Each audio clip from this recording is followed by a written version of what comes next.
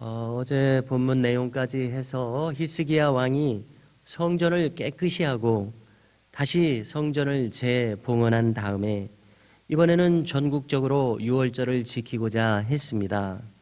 그런 유다뿐만이 아니라 북이스라엘의 에브라임과 므낫세 족속에게도 편지를 보내서 예루살렘 성전에서 유월절을 지키자고 청했습니다.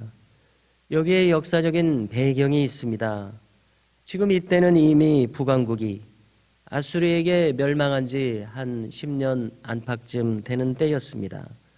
멸망한 시기는 주전 722년입니다. 히스기야는 이 유월절을 둘째 달에 지키기로 정합니다. 왜냐하면 이제 막 성전 봉헌 후에 재정비 시간이 필요했기 때문입니다.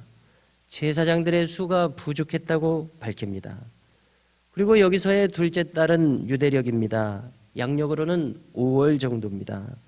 본래 유월절은 양력으로 3, 4월, 즉 우리의 부활절에 해당하지 않습니까? 그래서 한 달 정도 늦춘 양력 5월 정도에 가지고자 했습니다. 이제 왕은 전국으로 공포하여 유월절을 지킬 것을 명합니다. 브엘세바에서 단까지 온 이스라엘에 전했습니다. 브엘세바는 영토의 최남단이요 단은 영토의 최북단입니다. 그래서 우리도 국토를 논할 때에 한라에서 백두까지 말하는 것과 같은 방법입니다. 이 유월절은 모처럼 오랜 세월이 지난 후에 처음으로 지키는 명절이었습니다. 저 북왕국은 분단된 지 150년 이상 되어서 이제 멸망했습니다. 오래도록 북왕국은 유월절을 지키지 못했을 것입니다. 또 남왕국도 선친인 아하스왕이 성전을 폐쇄하기까지에 이르렀었기 때문에 유월절을 몇 년간 지키지 못했었습니다. 그래서 오랜만에 처음으로 지키는 이 명절이 되고 있었습니다. 왕의 명령을 받은 전령들이 전국으로 흩어져서 임무를 수행했습니다. 특히 북이스라엘 백성들에게 이 특별한 명령을 전하였는데요. 오늘 본문에 기록되어 있습니다. 이스라엘 자손들아, 너희는 아브라함과 이삭과 이스라엘의 하나님 여호와께로 돌아오라. 그리하면 그가 너희 남은 자, 곧 아수르 왕의 손에서 벗어난 자에게로 돌아오시리라. 북왕국은 지금 아수르에 의해서 멸망당한 상태였습니다. 그리고 상황이 심각했던 것은 아수르는 아주 강포한 나라로서 강제 이주 정책을 실시했습니다. 그래서 북왕국 사람들을 그 제국의 변방으로 이주시키고 타민족을 북왕국 지경으로 이주시켜 왔습니다. 그래서 이때부터 사마리아인들이라고 하면 혼혈민족을 가리키게 되었습니다. 그들은 이제 더 이상 순혈 이스라엘이 아니게 되었습니다. 이렇게 민족이 말살될 지경에 이르게 된 것은 북왕국 사람들이 오래도록 하나님을 버렸기 때문입니다. 북왕국의 백성들이 하나님을 버리고 우상 숭배에 온통 찌들었었습니다. 이제 그들에게 진실되게 하나님께 돌아오라고 간곡히 전하게 된 것입니다. 7절 말씀을 다시 한번 들어보십시오. 너희 조상들과 너희 형제같이 하지 말라.